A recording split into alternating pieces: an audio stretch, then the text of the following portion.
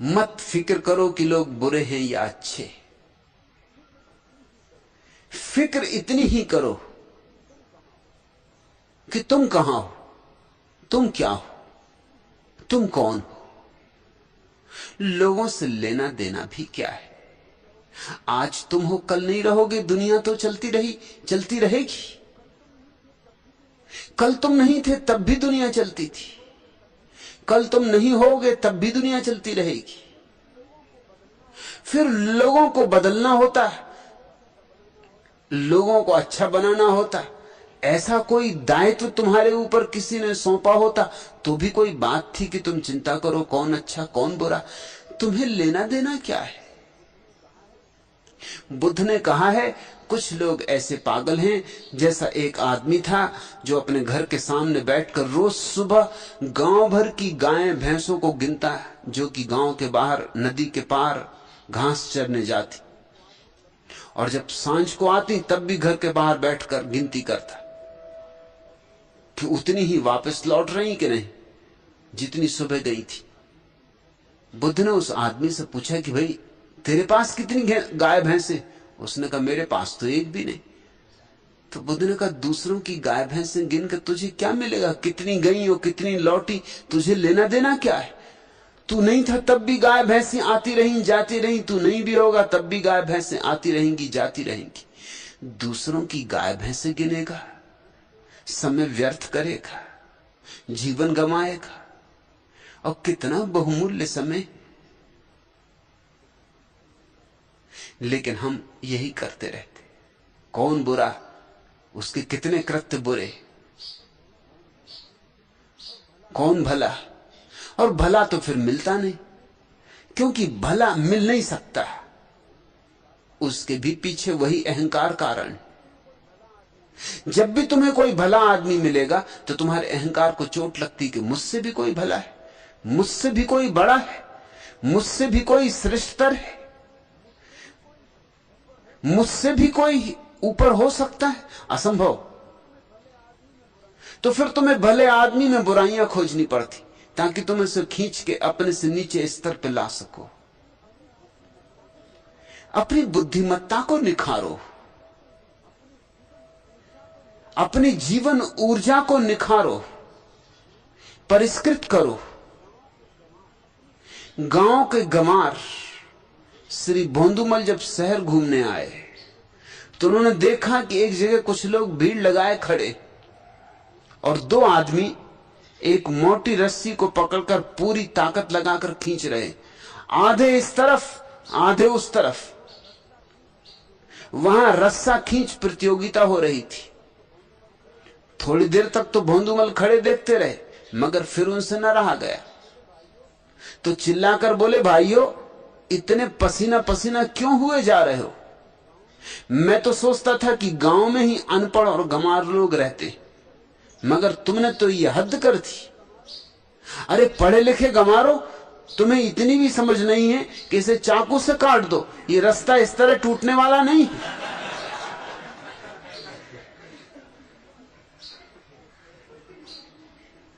भोंदूमल तो भोंदूमल की ढंग से ही देखेंगे ना, उनकी बुद्धि तो उतनी ही दूर तक जाएगी जितने दूर जा सकती है, और सबके भीतर भोंदूमल छिपे बैठे।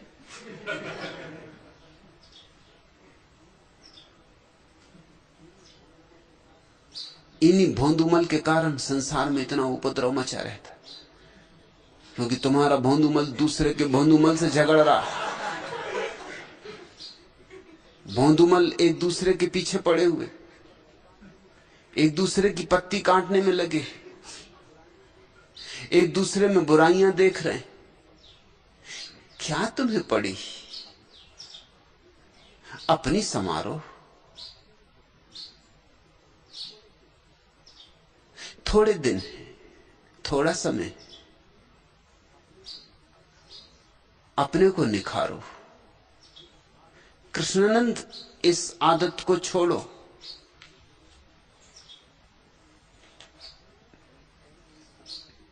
कहीं ऐसे ही समय न बीत जाए। और जब भी ये आदत आएगी, बार बार पुरानी होगी, जन्मों जन्मों की, सबकी है कृष्णानंद, तुम्हारी ही नहीं, जन्मों जन्मों का अभ्यास है।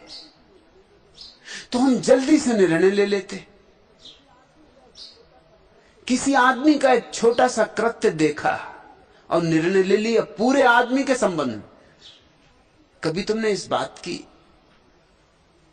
थोड़ी भी चिंतना की कि जैसे किसी उपन्यास का एक फटा हुआ पन्ना, आधा धूधा, लकीरें भी पूरी नहीं, हवा में उड़ता हुआ तुम्हें मिल जाए और तुम उसको पढ़ो, क्या खाक पढ़ोगे? न लकीरें पूरी हैं, न पन्ना पूरा है। और पन्ना पूरा भी हो, लकीरें पूरी भी हो, तो भी पन्ना ही है, और आगे पीछे बहुत कुछ है जिसका तुम्हें कुछ पता नहीं। क्या उन आधी टूटी फूटी लकीरों, उस फटे पन्ने के आधार पर तुम पूरे उपन्यास के संबंध में कोई निर्णय ले सकोगे? लेकिन यही हम कर रहे हैं व्यक्तियों के संबंध में। एक व्यक्ति बहुत बड़ी घटना है, जन्मों जन्मों की लंबी यात्रा पीछे, उसका एक छोटा सा कृत्य तुम देखते हो, एक छोटा सा कृत्य एक लकीर से भी ज्यादा नहीं, लकीर भी अधूरी, क्योंकि उसका अभिप्राय तुम्हें दिखाई नहीं पड़ता, सिर्फ कृत्य दिखाई पड़ता है, और असली बात तो अभिप्राय है। वो जो करता है वो उतना महत्वपूर्ण नहीं है, क्यों करता है वह महत्वपूर्ण है।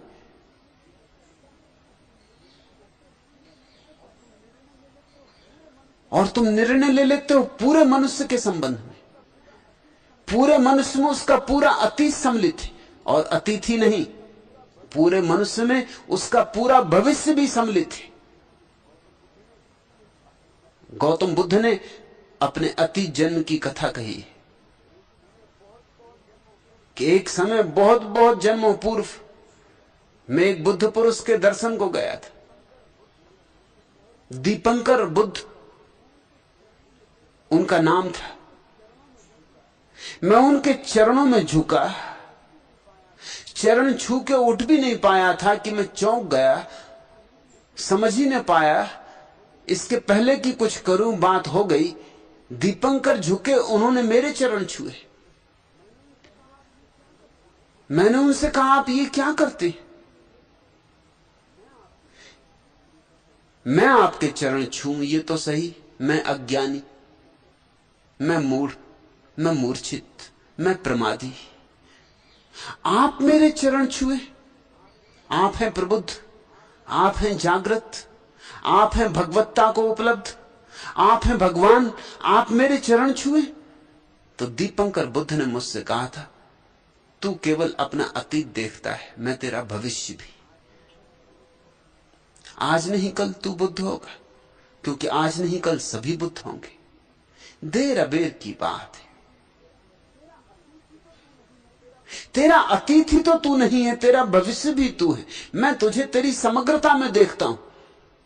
मैं जानता हूं इतने इतने जन्मों के बाद तेरा कमल खिलेगा, तेरा सहस्त्र दल कमल खिलेगा, तू महासमाधि को उपलब्ध होगा।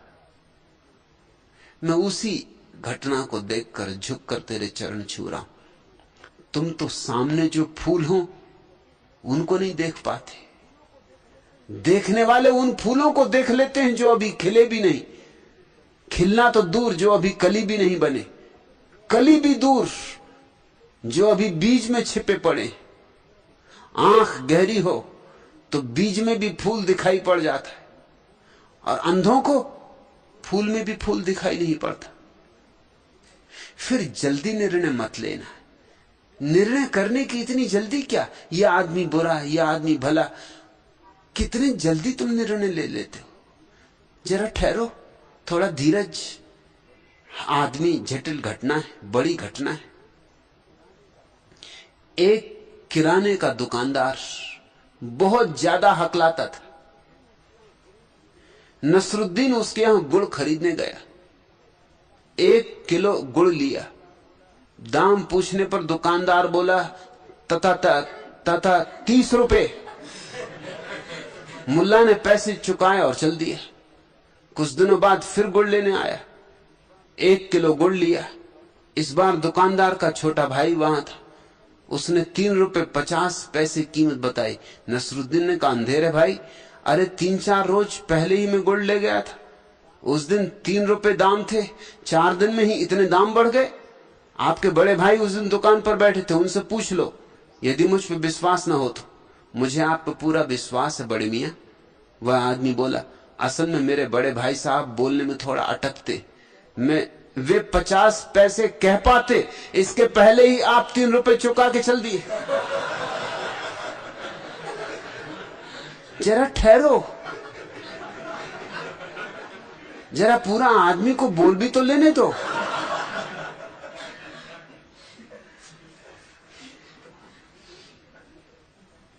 जिंदगी में सभी कृत्य अधूरे,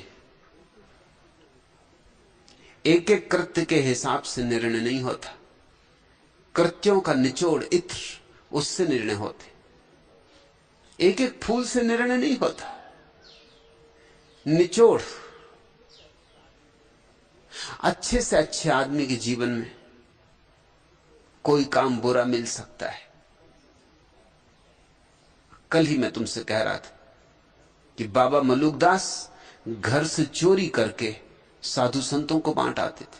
अब चोरी करना कोई अच्छा कृत्य तो नहीं, बाकी हिसाब छोड़ दो, सिर्फ चोरी पकड़ो। कोई तुमसे कहे कि चोरी करना बुरा है या अच्छा, तो तुम स्वभावतः कहोगे बुरा है। वो तुमसे कहे बाबा मलुकदास चोरी करते थे, ये किस तरह के बाबा, ये किस तरह के संत, तुम कहोगे भाई अगर चोरी करते थे तो बात ठीक नहीं। मगर ये प्रसंग के बाहर है बात। बाबा मलुकदास चोरी करते थे कि साधु संतों को बांट आए, कि उनको दे आए जिनको जरूरत है, हमसे ज्यादा जिनको जरूरत है उनको दे आए। ये अभिप्राय पूरा का पूरा साथ में देख के सोचोगे तो बात बदल जाती, बात का अर्थ बदल जाता है। प्रसंग के साथ अर्थ बदल जाते, पृष्ठभूमि के साथ अर्थ बदल जाते। तुम किसी व्यक्ति की पूरी जीवन भूमिका तो देखो,